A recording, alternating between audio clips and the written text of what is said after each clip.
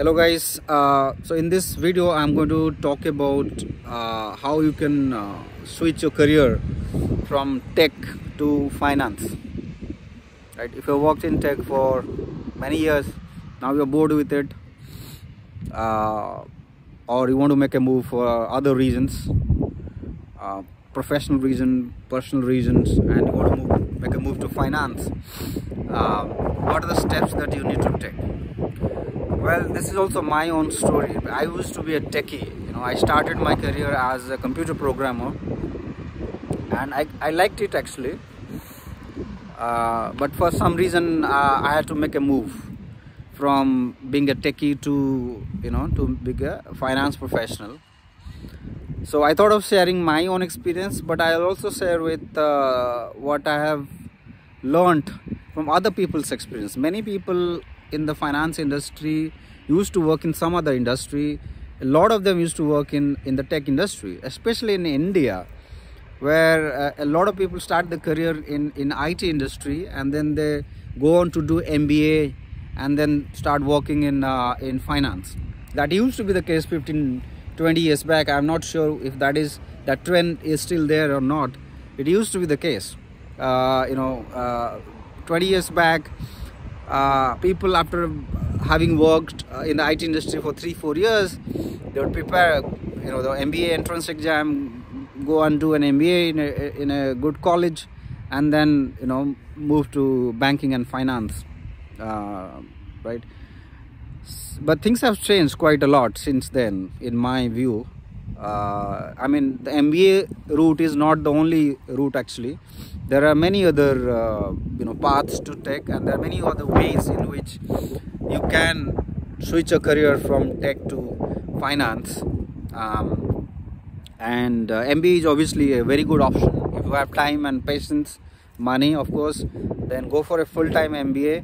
That's one really good way of switching your career. You have various types of MBAs. You have 2 years MBA programs, 1 year MBA programs. 1 year MBA programs are popular among working professionals, people who have got more than 5 to 8 years of experience. They normally go for those 1 year programs just to save time, right? And also makes sense in my view. But 2 year programs are also quite popular, right? Some people move abroad. They move to UK, Europe, Canada, US to do MBAs. So that's also a good way. If you have money, you want to spend some time in the campus, take some time off, do a full-time MBA. That's also. But there are other ways also. I'm going to talk about the non-MBA paths as well, right? Not everybody can afford an MBA. Not everybody have the patience to to study full-time and then then start your career in finance. The other ways, there are many other ways. First of all, okay. First of all, you need to be clear as to why you're doing that, right? You should not do that for wrong reasons. If you've got interest, you want to try something new, that's a really good reason to start thinking about career in finance. But don't just come to finance because you want to get rich quickly. I think that doesn't work. Finance is a very lucrative career, no doubt about it. Stable career in many ways, I think. People stay in finance for a very, very long time. Most people who work in finance, they stay in finance for most of their career. But getting quick rich, I haven't come across many who have been very successful in becoming very rich in short time in finance. That's so not be the reason why you should do that, right? So beside MBA, you can also pursue master's program in economics finance. In fact, in Europe, the master programs in economics and finance are more popular in the banking and financial world compared to that of MBA finance. Most of the CEOs in European banks do not have an MBA finance or MBA in any other field also. Most of them are either economics postgraduate, lawyers, they have masters in finance, or they have degrees in science or engineering, completely non-finance degrees, right? Not related to finance. So yeah, I mean, having some formal education in finance does help. But there are also other ways, right? You not go for a full-time master's program in finance or MBA in finance, but you can also do certifications. CFA is a very popular one. Takes some time, but if you start CFA, the CFA 1 is very easy to clear. It's not that difficult. CFA 2 and 3 are difficult to clear. So if you have even CFA 1, that is very good enough to even convince your potential recruiter that you have interest in finance and you can do well there, right? And that has got good brand image also. So even having CFA 1 on your CV helps a lot, right? FRM is another one. If you want to work in risk management, FRM is easy to clear. You can do that in 1 year time. If you study well, if you take help from professionals, I think clearing FRM is not a very big deal. If you have an engineering degree and you have worked in the industry for many years, do an FRM. That is good enough to convince your future employer that you have interest in finance, you have taken time out. You can do that part-time, by the way. FRM is part-time. PRM is also another certification, very similar to FRM, but more quantitative. You can finish that in 1 year time as well. You can do that part-time without having to quit your job for that, and very less expensive also. You can do that within 1,000 euro, even 80,000 rupees. Probably, I don't know the latest fees are, but not very expensive, right? Unlike the MBAs, which can cost like 20,000 euro, 30,000 euro, 50,000 euro, 20 lakhs, 30 lakhs in India, or even more, right? There are other certifications also. For instance, if you are interested in quantitative finance, you can do CQF, which is a very good qualification, very expensive, but it's a very rigorous program. You can do well. But there are also other certifications, industry recognized certifications in compliance, in risk management. Just do a bit of search. You can do some courses from Coursera also. There also can find good courses and show that on your CV. Right. So certifications is one way, right? One other way. The third way is do self-study, right? Learn on your own, learn books, find a mentor like me or many other people who have long experience in the field of finance. Find a mentor, do self-study, learn as much as possible yourself through the mentor. You can do some courses with him or her, but find a mentor who can mentor you one-on-one or in short groups, not in group classes, in big classes. I think there you won't get much attention. Also much less expensive. Most of the mentors don't charge more than couple of $100 dollars or euros.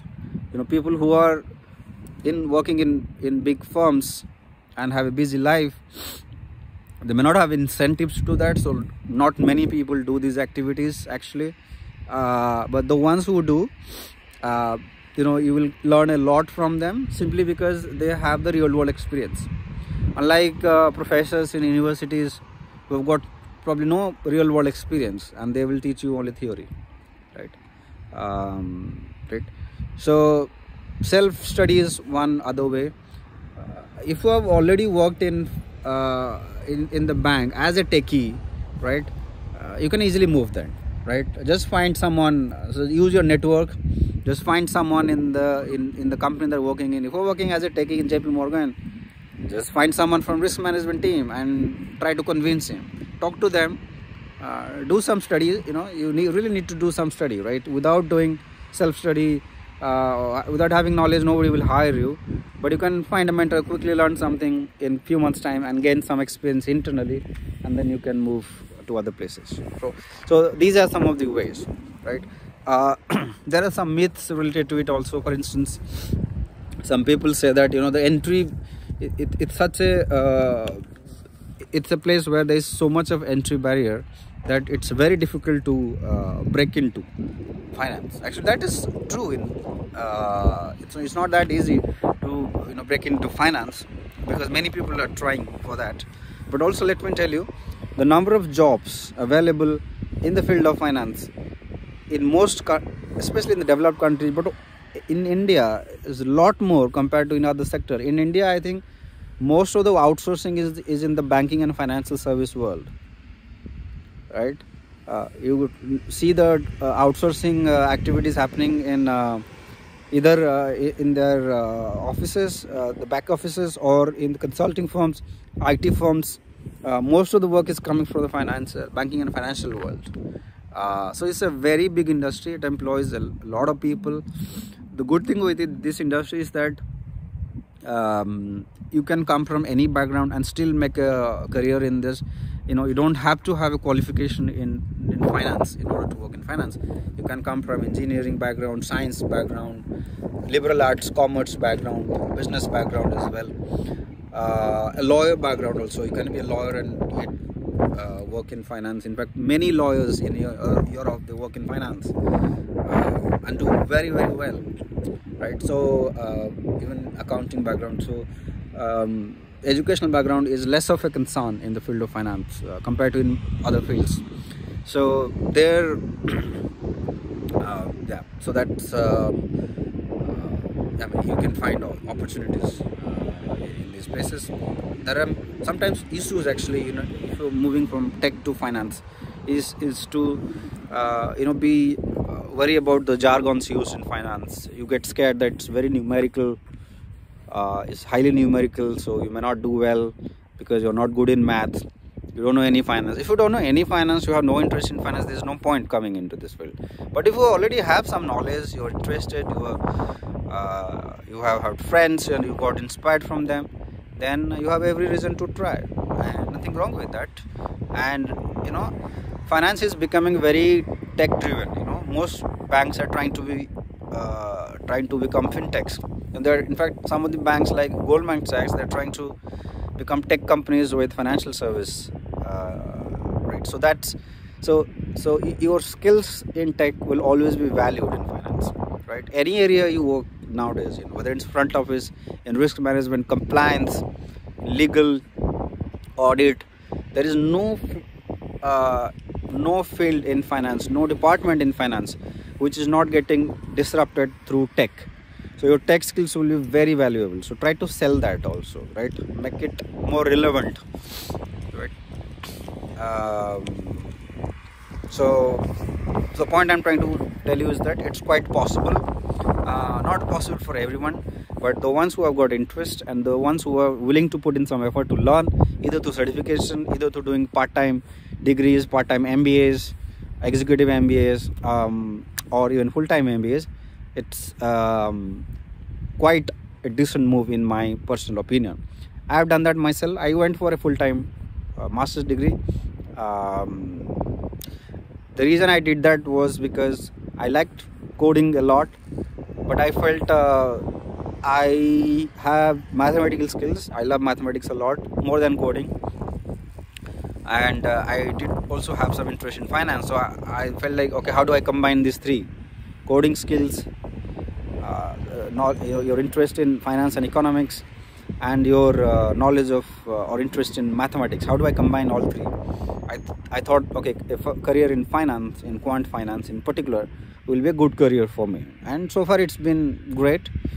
Have had good days and bad days in my career, ups and downs like in any other career you can have, right? And I have thoroughly enjoyed it. I won't regret.